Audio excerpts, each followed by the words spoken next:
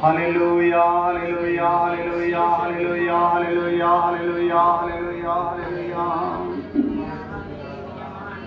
धन्यवाद के साथ स्तुति गाऊंगा यीशु मेरे खुदा। धन्यवाद के साथ स्तुति गाऊंगा यीशु मेरे खुदा।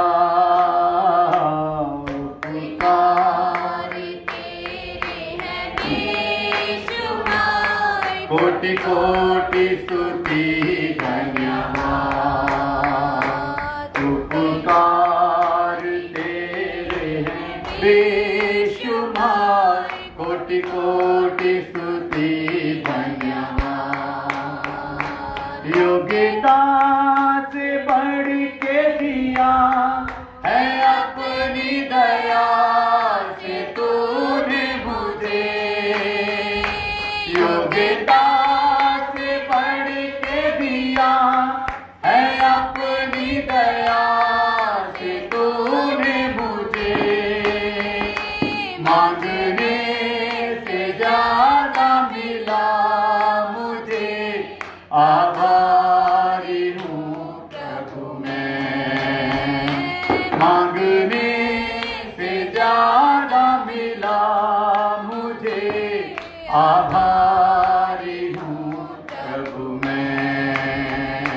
धन्यवाद के साथ स्तुति गाऊंगा यीशु मेरे खुदा। उपकार तेरे हैं बेशुमार। कोटि कोटि स्तुति धन्यवाद। उपकार तेरे हैं बेशुमार। कोटि कोटि स्तुति धन्यवाद। तू है सच्चा जिंदा खुदा है। तुझ पर ही भरोसा मेरा। तू है सच्चा जिंदा खुदा है। तुझ पर ही भरोसा मेरा। सेवा पूरी करके पाऊं इनाम। प्रभु ऐसा दो वरदान। सेवा पूरी करके पाऊं इनाम। प्रभु ऐसा दो वरदान। धन्यवाद के साथ स्तुति गाऊंगा यीशु मेरे खुदा। उपकार तेरे हैं बेशुमार। कोटि कोटि स्तुति धन्यवाद। कोटि कोटि स्तुति हाँ कोटि कोटि स्तुति धन्यवाद। हालेलुया। सो खुदा का शुक्र हो। दुआ करते हैं। प्रभु धन्यवाद करते हैं आज के दिन के लिए, समय के लिए अपने चरणों में बिठाया है कि हम तेरी सुने। जो सुनने के लिए बैठ गए उनके लिए भी धन्यवाद हो। जितनों तक चाहते हैं तेरा वचन सुन ले खुदा उन सबको बैठा दीजिए।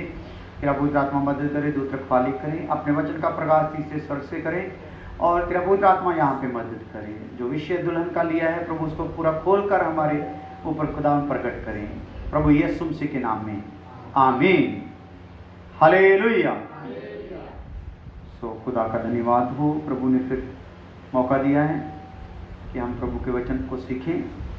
तो जैसे कल हम बता रहे थे कि ये दुल्हन का विषय है, इसलिए हम दुल्हन का जो तैयारी है, दुल्हन किस प्रकार से वो तैयार होती है, तो उसको थोड़ा सा एक बार देख लेंगे। ये दुनियावी रीति से है, लेकिन इसको हम आत्मिक रीति से देखते हैं। इसको देखकर हम आत्मिक रीति से समझेंगे कि किस प्रकार एक दुल्हन जब तैयार होती है तो उसको कितनी तकलीफ से गुजरना पड़ता है, आसानी से नहीं है। हालेलुया। तो आजकल तो पार्लर वाले भी बोलते हैं कि कम से कम 7-8 घंटे पहले हमारे पास पहुंचा दी जाए। हालेलुया। तो देखते हैं, अगर ये चल जाता है तो मैं आपको दिखाऊंगा।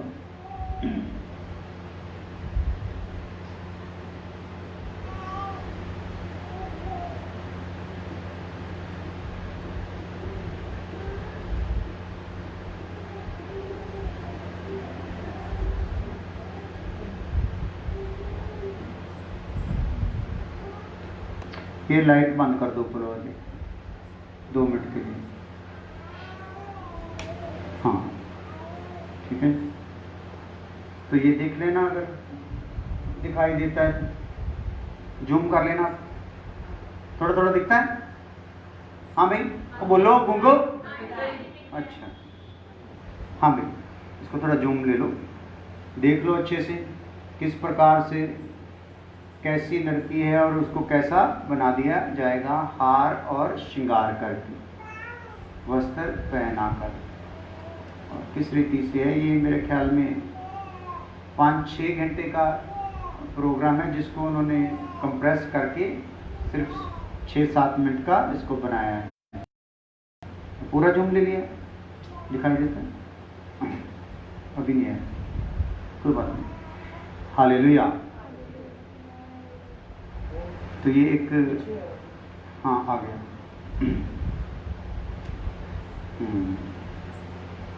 बस इतना जूम है? हाँ ठीक है। मेरा ख्याल है मेरे को तो दिखाई दे रहा है, साफ नज़र आ रहा है। ये आंखों पर उसके लगाया जा रहा है, चेहरे के सारे दाग दूग मिटाए जा रहे हैं।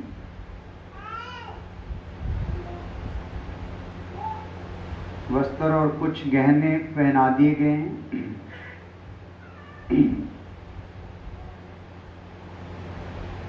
लास्ट में ये दिखा देंगे कहाँ से कहाँ तक इसको कितना तैयार किया गया। हालेलुया, स्तुति। तो ये खाली आप लोग जानते हैं, सब आप लोग देखते भी रहते हैं यूट्यूब पे, फेसबुक पर वगैरह वगैरह, लेकिन हो सकता है इस विषय को ध्यान में रखते हुए आपने इसको उस नज़र से देखा ना हो कि किस प्रकार से एक दुल्हन पर मेहनत की जाती है। आगे एस्तर जब हम जाएंगे तो इसी प्रकार जो खोजे थे उनके हाथ दे दी जाती थी कि तैयार करें। तो आज भी हम देखते हैं बहुत से पार्लर में लड़के ही तैयार करते हैं लड़कियों को। जो हाई फाई पार्लर हैं वहाँ पर लड़के ही लड़कियों को क्या करते हैं, तैयार करते हैं पूरी। हैप्पी इधर कोई जुगाड़ करना पड़ा। हाँ तो भज के आ जा वापस है, निकल ना जाए गल। हाँ नाले अपनी फेसबुक ऑन कर ली। हालेलुया। ये देखो आंखों का काम हो रहा है।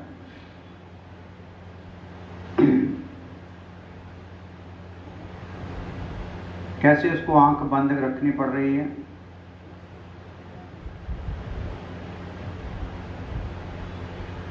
हालेलुया। कैसे उसकी आंखों का शेड चेंज किया जा रहा है।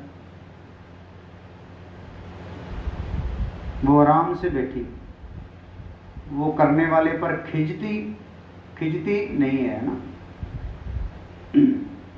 यहाँ पे उसका मुंह जितना ऊंचा रखना है, नीचा रखना है, जिस साइड में रखना है, तो वो आराम से, उसको पता है ये तैयार करेंगे तो मैं पंडाल में जचूंगी।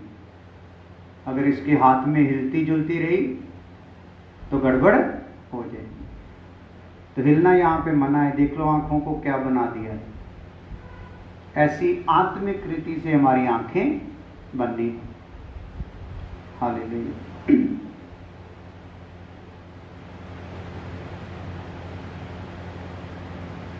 मेरे को तो आंखों वाला आ रहा है, यहाँ से आगे निकल गया।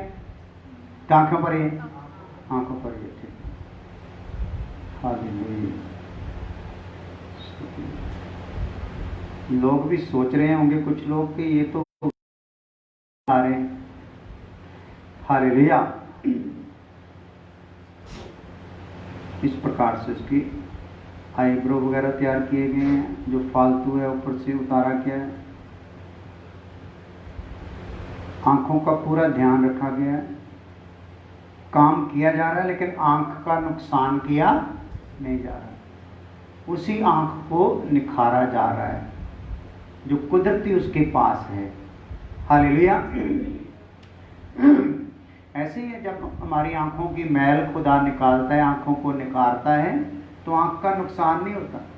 हम सोचते हैं अगर ये कर दिया तो आंख का नुकसान हो जाएगा, या इस प्रकार सफाई का नुकसान हो जाएगा। लेकिन अगर दुनियावी लोग होने नहीं देंगे तो आत्मिक किस प्रकार से होने देगा। अभी होठों की बारी आ गई है। हालेलुया, स्तुति हो। अभी बाल हो गए। बाल को भी वो जैसे मर्जी पकड़े, खींचे, पलटियां दे, कुछ भी करें।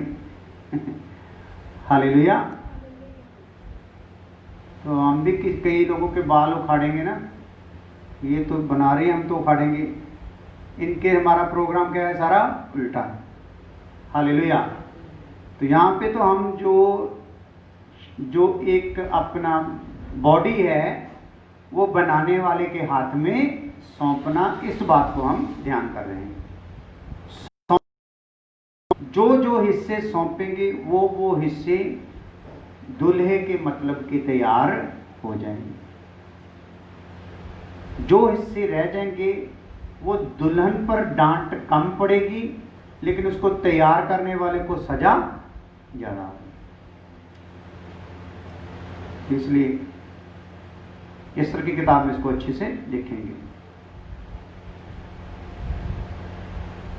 तो जिसको चुनना है, हमने चुनाव सुना है ना दुल्हन का, कि दुल्हन का चुनाव किस प्रकार से होता है। तो जिसका चुनाव हो गया ना, उस पर यह काम भी होना। हालेलुया।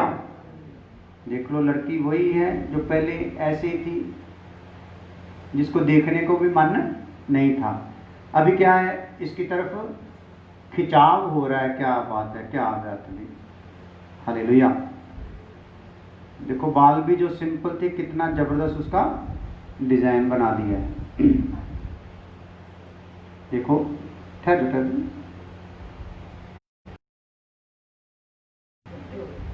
ओके। नहीं, अजय नहीं इधर हो गया। ओके, ठीक। और चारे हिस्से दिखाते हैं ना। ओके, खुदा सारे ਨੂੰ आशीष देवे। चलो ਅਸੀਂ ਅੱਜ ਚੱਲਦੇ ਹਾਂ अगले हिस्से ਵਿੱਚ। अच्छा, बंद करके इन चार्ज ला ली, फिर अपना काम करना है। बंद कर दी पूरा। हालेलुया। मैं ठीक है ऐसे? हाँ,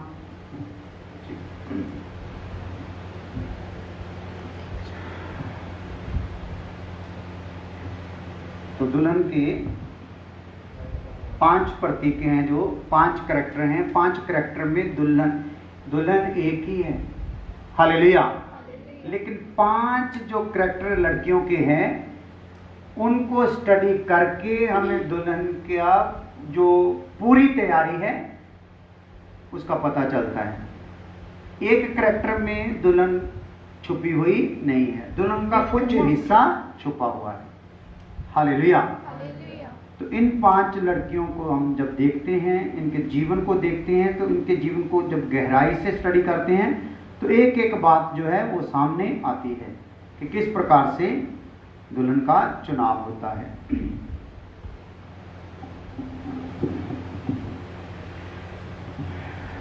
तो कल हमने समाप्त किया था, दुल्हन परमेश्वर की वो योजना है जिसके लिए परमेश्वर ने सब कुछ रचा है। तो ये बात कल मैंने लिखवाई थी। क्या है दुल्हन? ये परमेश्वर की वो योजना है जिसके लिए परमेश्वर ने सब कुछ रचा है। हालेलुया। दुनियावी तौर पर भी और रूहानी तौर पर भी। दिखने वाली वस्तुओं में भी और ना दिखने वाली वस्तुओं में भी किसका काम है? सारी योजना किसके लिए है? दुल्हन के लिए। Hallelujah, hallelujah. तो विरोधी परिस्थिति हो, हालात हो, कैसे भी हालात हो, उसमें क्या करती है? वो चलकर दिखाती है। तो हालात विरोधी आ जाए तो भागती नहीं है, क्या करती है? चलकर दिखाती है। हालेलुया। दुल्हन है, चाहे दाग की बारी उजड़ जाए, दुल्हन प्रभु में क्या रहती है? खुश रहती है। आग की भट्टी के बावजूद भी राजा को चैलेंज करती है। तो लूका 14:33 में हमने देखा है कि, मेरा क्या लिखा नहीं होगा, कि सब कुछ त्याग कर आती है। कैसे आती है? रिबका यहां से कैसे जा रही है? सब कुछ त्याग कर। हालेलुया। क्योंकि उसको लेके जाने वाला सारा सामान लेके आया है साथ में। जो अब्राहम के घर में इस्तेमाल होने वाला सामान है वो सब उसको साथ में लेकर आया है। तो पवित्र आत्मा भी जब आया है इस संसार में दुल्हन को लेने, मसीह की दुल्हन कलीसिया को लेने, तो वो सारा स्वर्गीय सामान क्या है? लेकर ही आया है। तो उसको यहाँ के शारीरिक वस्तुओं से, दुल्हन के घर की वस्तुओं का कोई भी वास्ता नहीं है। हालेलुया। वस्त्र, गहने, भोजन से लेकर हर वस्तु जो है अब्राहम के घर की ओर से है। हालेलुया। तो आत्मा पाए हुए क्या ठहरेंगे? पागल ठहरेंगे।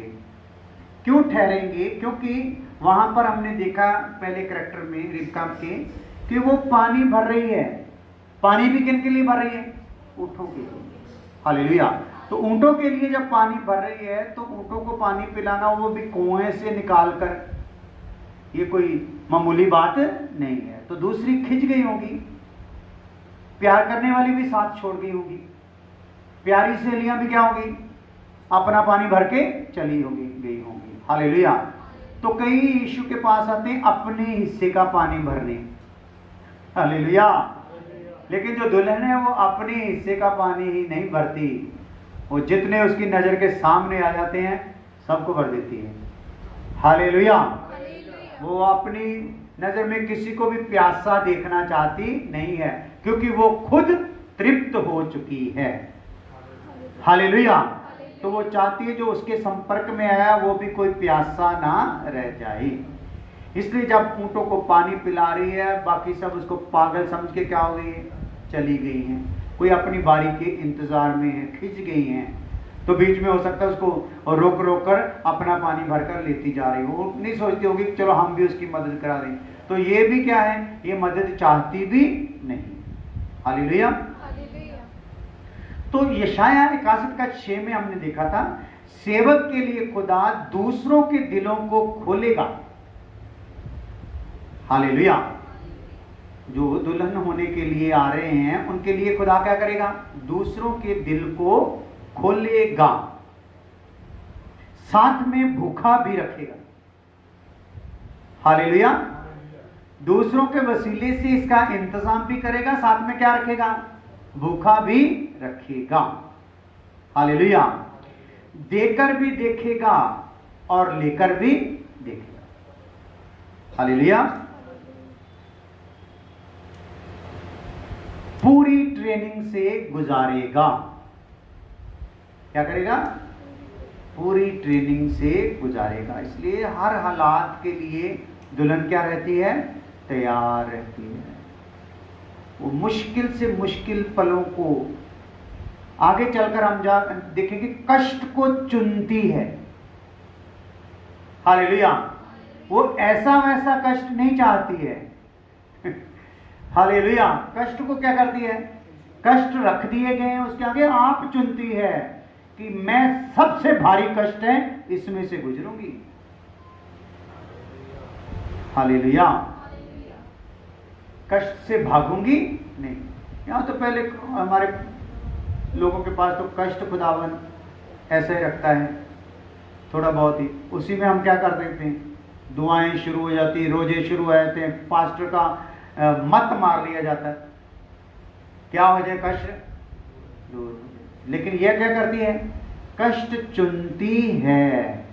अगर कष्ट इसके पास नहीं आता है तो ये उदास हो जाती है। इसको पता है कष्ट ने मुझे निखारना है, दुख की आग ने मुझे क्या करना है, निखारना है। हालेलुया। तो आग जितनी आएगी उतनी मैल जाएगी। तो आइए, दुल्हन का समर्पण। रूथ नीचे आपने लिख लिया होगा। रूथ किसको दिखाती है, दुल्हन के समर्पण को। समर्पण क्या है, समर्पण है अपने आप को क्या कर देना है, सौंप देना है। हालेलुया। तो अपने आप को ये सोचकर सौंपना है, अभी जिसको सौंपा है वही चलाएगा। हालेलुया। अभी मेरी कोई मर्जी नहीं। वो काटे, वो तराशे, वो कुछ भी करे, वो फेंक दे, कुछ भी करे, समर्पण है कि सौंप देना है। हालेलुया। तो आइए इसके लिए लिख लें। अगर प्रभु ने हमें दुल्हन के लिए चुना है, लिख लो, अगर प्रभु ने हमें दुल्हन के लिए चुना है तो हमारे जीवन में समर्पण क्या होगा, क्वेश्चन मार्क आगे लिख लो। अगर प्रभु ने हमें दुल्हन के लिए चुना है तो हमारे जीवन में समर्पण क्या होगा कि मैंने इस काम को करने का फैसला लिया है। क्या समर्पण होगा कि मैंने इस काम को करने का फैसला लिया है। मैंने, किसने, किसी ने मुझे काम करने का सौंपा नहीं है। क्या किया है, काम करने का खुद फैसला लिया है। आगे चलकर हम इन बातों को खोलकर सुनेंगे।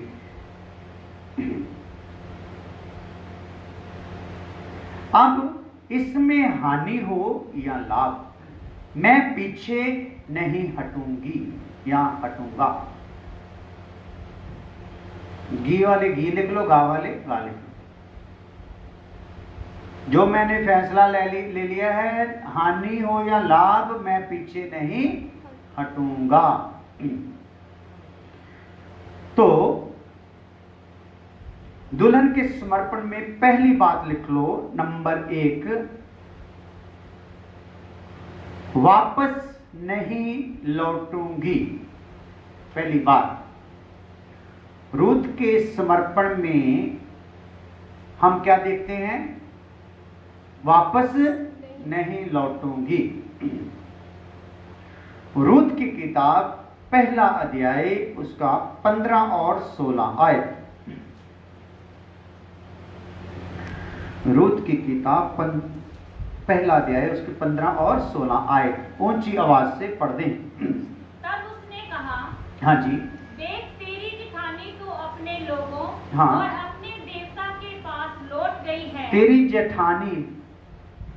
अभी यहाँ थोड़ा इस विषय को, कहानी को हल्का सा टच दे देते हैं कि कहानी यहाँ पे क्या है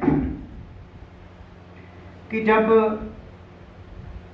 नौमी, उसका पति और उसके बेटे जब यरूशलेम में, बैतलहम में जब काल पड़ा तो ये क्या हो गए, वहां से चल दिए।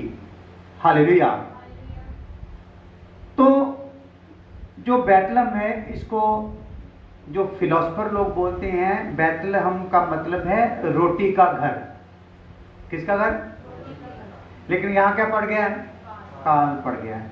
तो अकाल पड़ गया है, तो अगर वो रोटी का घर है ना, तो उसमें अगर अकाल पड़ गया है तो इसका मतलब है खुदा अपने लोगों को क्या कर रहा है, चेक कर रहा है कि इनका भरोसा इस नाम के ऊपर जिस बैतलहम में रखा है, उस नाम की पावर भी ये जानते हैं कि नहीं।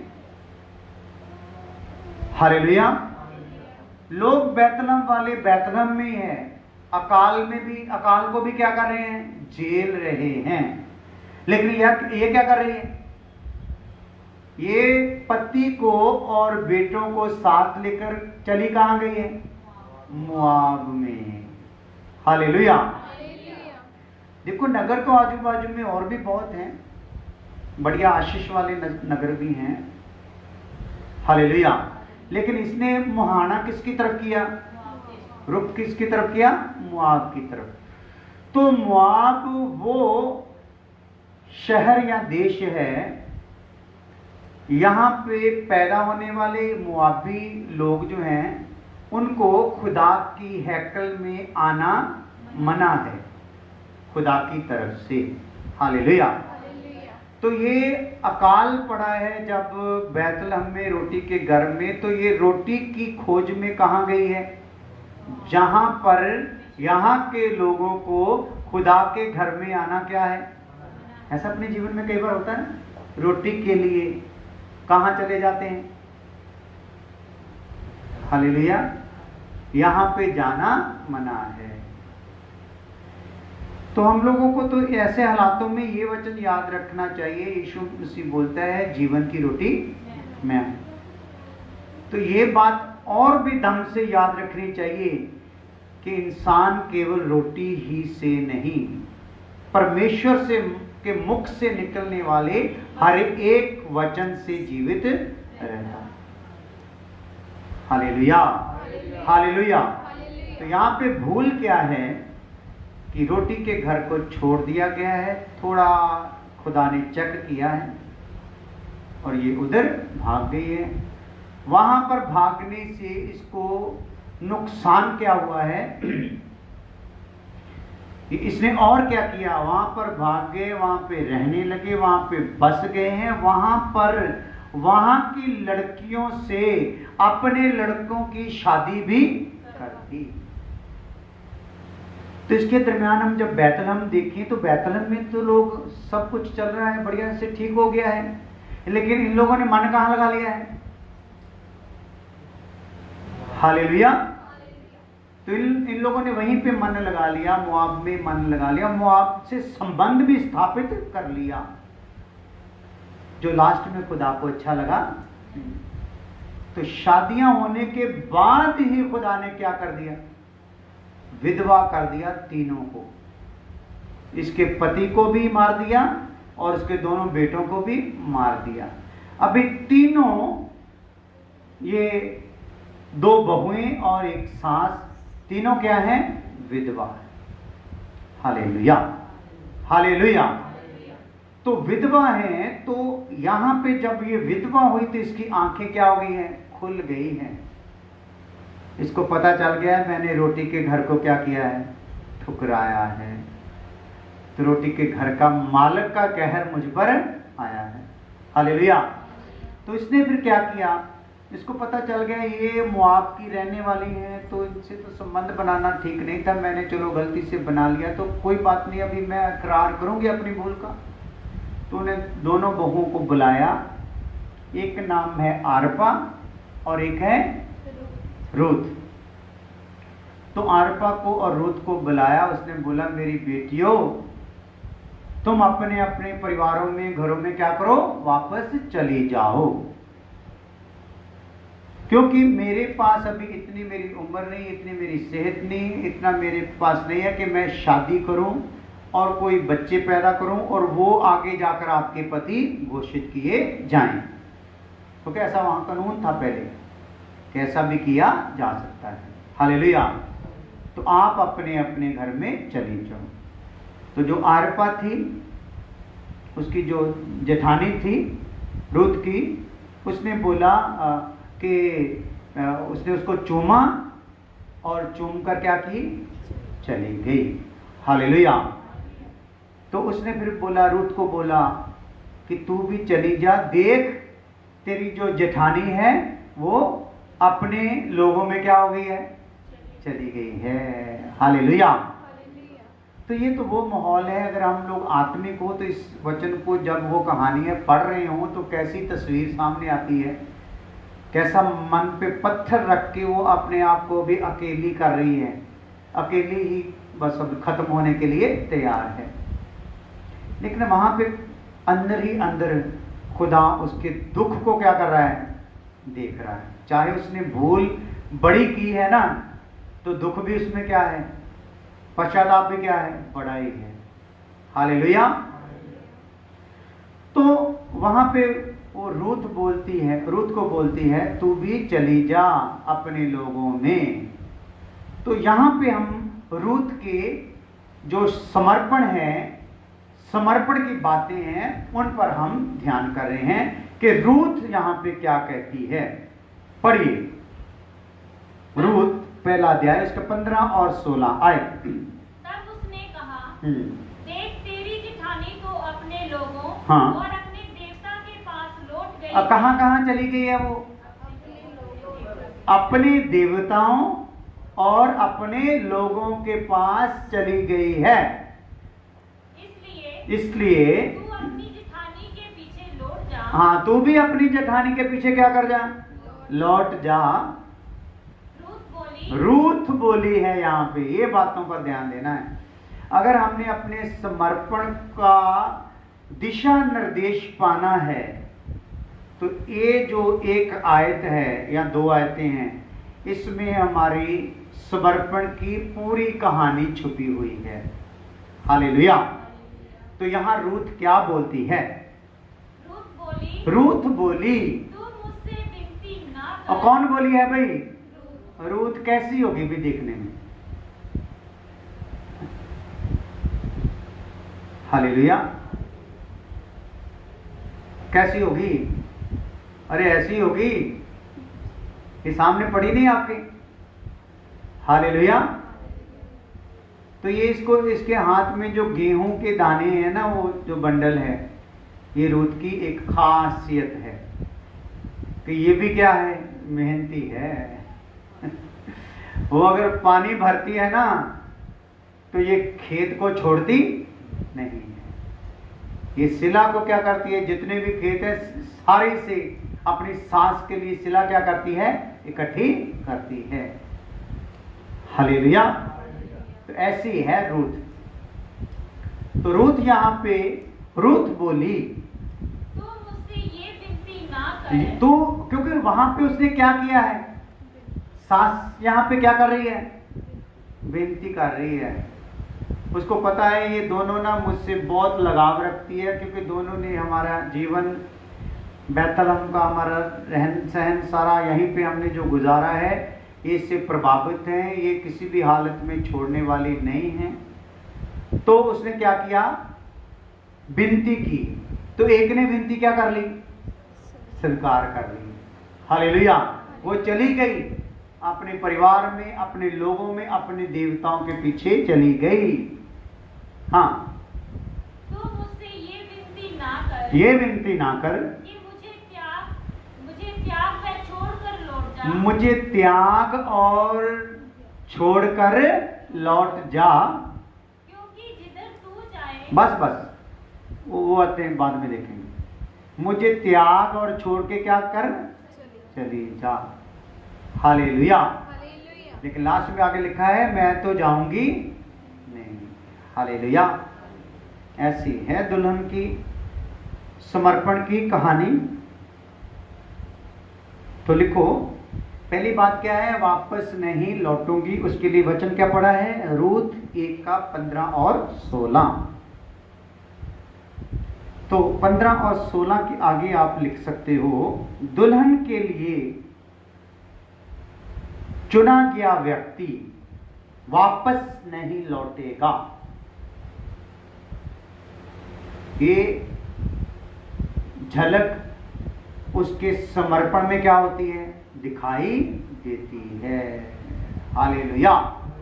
वापस नहीं लौटूंगा या लौटूंगी या लौटेगा, कुछ भी लिख सकते हो। तो इसको और आगे खोलकर समझने के लिए वापस नहीं लौटूंगा, तो इसके लिए वचन एक और पढ़ लेते हैं। इब्रानियों 11 अध्याय उसका 15 और 16 आयत।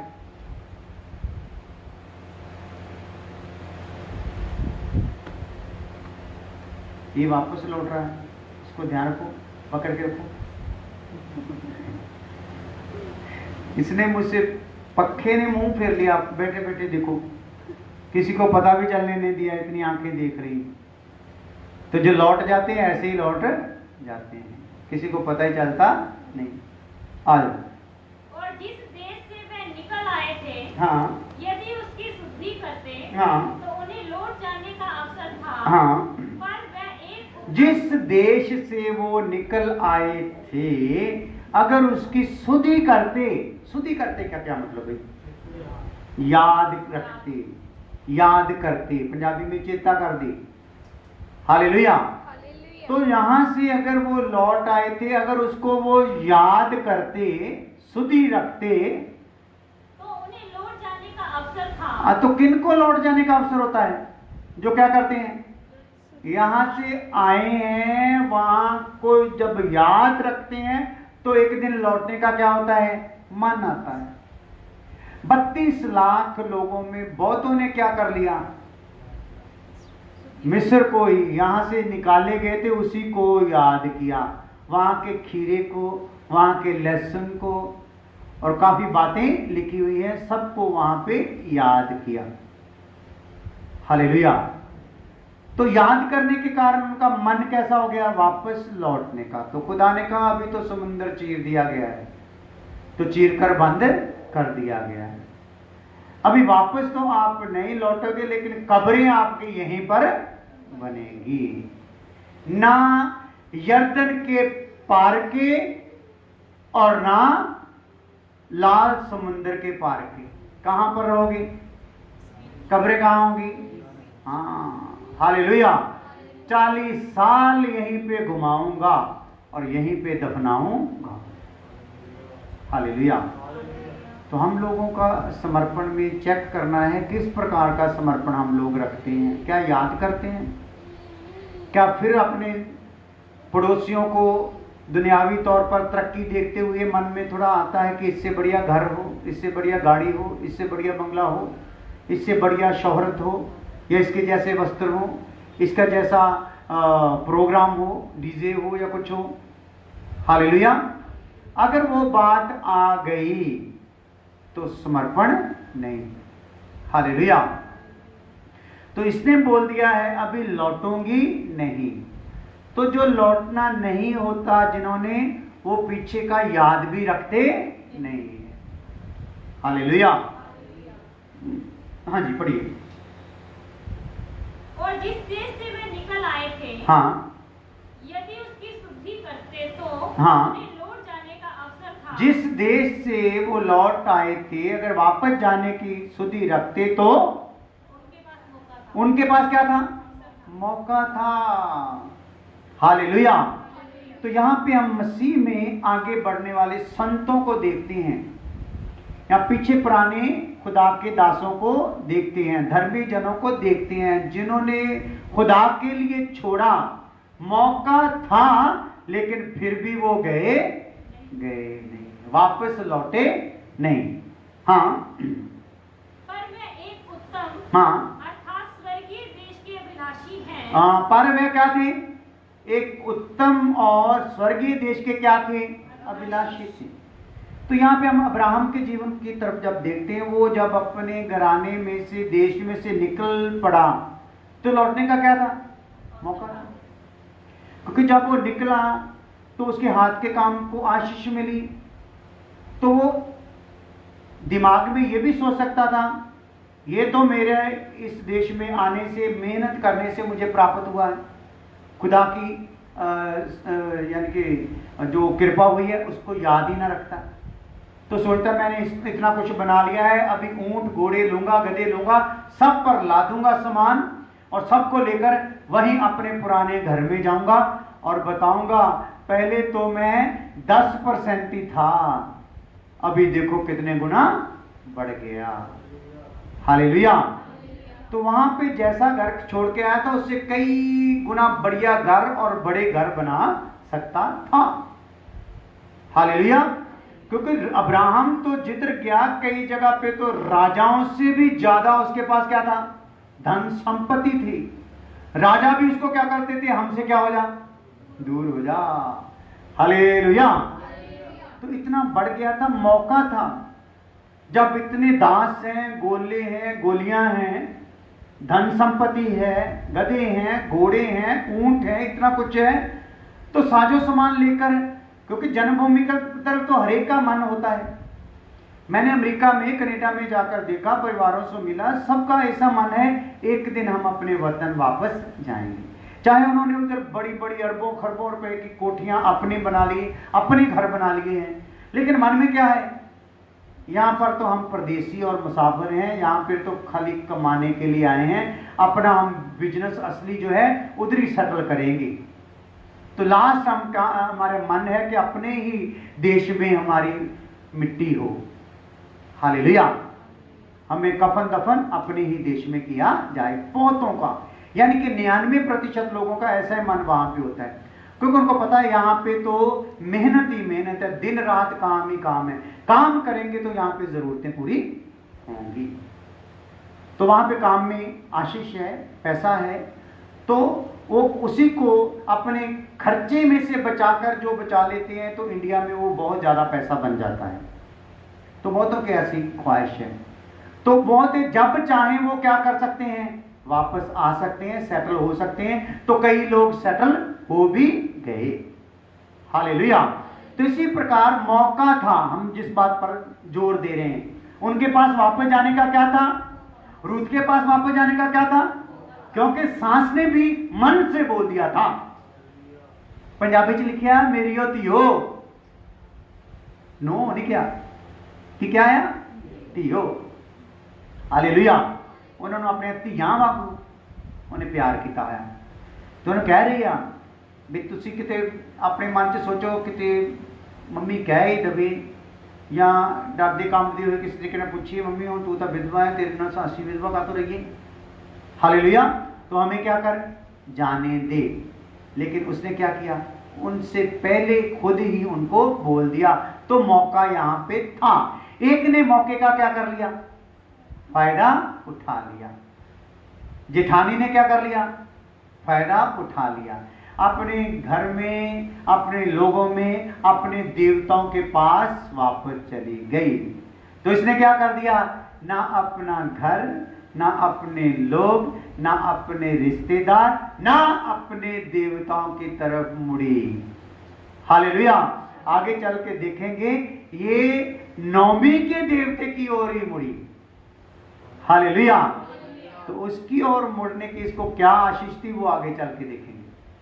तो यहां पे सब हम यहीं पे सिमट के रहते हैं कि बात क्या है कि मैं वापस लौटूंगी नहीं, मौका है फिर भी लौटूंगी नहीं। तो आइए इब्रानी 11 का 15-16। पर वह एक उत्तम अर्थात स्वर्गीय देश के अभिलाषी हैं। तो वो क्या थे, कौन से देश के अभिलाषी थे, रूत कहां पे जाना चाहती थी, नौमी के देश में। हालेलुया। उसने जब उनका जीवन देखा तो वो चाहती थी मैं इन्हीं के देश में जाऊंगी, उन्हीं के देश की अभिलाषी थी। चाहे वहां झोंपड़ी मिले, चाहे मिले महल, चाहे कुछ भी ना मिले, मैं तो सास के वतन में ही जाऊंगी। हालेलुया। तो इनके लिए क्या लिखा हुआ है कि वो एक उत्तम देश के क्या थे, अभिलाषी थे। ओके 16। हाँ, इसीलिए परमेश्वर उनका परमेश्वर कहलाने में उनसे नहीं लजाता। हालेलुया। तो जब ऐसे अभिलाषी जो होते हैं ना, संसार के नहीं उत्तम देश के, तो खुदा भी उनका खुदा होने से शर्माता नहीं है। Hallelujah, hallelujah. हाँ जी, हाँ जी। सो उसने उनके लिए एक नगर तैयार किया है। हाँ, तो जो नहीं उनसे शर्माता ना, तो उसने भी क्या कर दिया है, एक नगर उनके लिए तैयार कर दिया है। तो अब्राहम के बारे में हम कई बार सुन चुके हैं कि अब्राहम वायदे के देश में क्या था, पहुंच चुका था। जो देश खुदा ने ठहराया था। लेकिन उस देश में रहकर भी उसने पक्का मकान बनाया नहीं। क्या बनाया? तंबुओं में ही वास किया। Hallelujah, hallelujah. तो एक दिन हमारा मन भी क्या आना है? पक्के घर से क्या होना है? ये पक्के घर से हमारा खुदा क्या करना चाहता है? हमारे मन को उठा देना चाहता है। तो कई बार हमारा मन इस पक्के घर को देखकर भी इसके लिए हमारे अंदर घमंड नहीं आता। इसको भी हम एक तंबू के समान ही क्या करते हैं? समझ लेते हैं। हालेलुया। क्योंकि असली घर की हमें पहचान हो गई। तभी हम खुदा हमको जहां चाहे, जब चाहे, जिधर चाहे रखे, हम उसके लिए क्या हैं? तैयार हैं। तो हम अपने पक्के घरों में भी कई बार किस प्रकार के आके रहते हैं? परदेशियों और मुसाफिरों की तरह। Hallelujah, hallelujah. तो आइए लिख लो, अगर याद रखते तो लौट जाने का मौका था।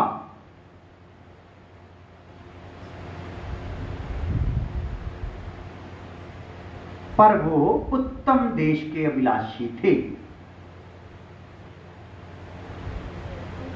मौका होने के बावजूद भी वापस नहीं गए। तो ठीक है, इस पहली बात को थोड़ा और वचन है इसके लिए। रूत के समर्पण में सबसे पहली बात जो हमने स्टार्ट किया वो क्या है? वापस नहीं जाऊंगी, लौटूंगी। हालेलुया। तो आज हमें भी एक समर्पण के इस एक हिस्से में अपने आप को फिट करना है कि वापस नहीं लौटूंगी। तो आंखें बंद करें। प्रभु धन्यवाद करते हैं आज के दिन के लिए, समय के लिए। खुदा बैठकर जब तेरे वचन को सुना है, हम दूसरे किरदार रूत को देख रहे हैं जो दुल्हन के समर्पण को दिखाती है। और दुल्हन के समर्पण में रूत की पहली बात हम देख रहे हैं कि वो बोलती है मैं लौटूंगी नहीं, वापस नहीं जाऊंगी। खुदावंद ये बात भी हमारे अंदर फिट बैठ जाए और तेरे लिए तैयार हों। और खासकर प्रार्थना करते हैं प्रार्थना योद्धाओं के लिए जो इन दिनों में दिए हैं, अमेरिका से, कनाडा से, दुबई से, और खुदावंद फिलिपाइन से, पेरिस से, इंडिया से, अलग अलग जगहों से जो प्रार्थना योद्धे रोज रोज अपना अपना एक एक घंटे के लिए प्रार्थना की ड्यूटी ली हुई है। 12 घंटे प्रार्थना करते हैं, कलीसिया के शुद्धिकरण के लिए प्रार्थना करते हैं। मैं प्रार्थना करता हूँ उनका भी शुद्धिकरण हो, उनके परिवारों का शुद्धिकरण हो, और वो भी और आत्मा में आगे बढ़े। ऐसी कृपा करना प्रभु यीशु मसीह के नाम में। हाँ। अब हमारे खुदावंद का फजल, बाप की मोहब्बत, पवित्र आत्मा की रफ़ाक़त अब से लेकर हमेशा हमेशा तक सब ईमानदारों मुक़द्दसों के साथ साथ होती रहे। आमीन।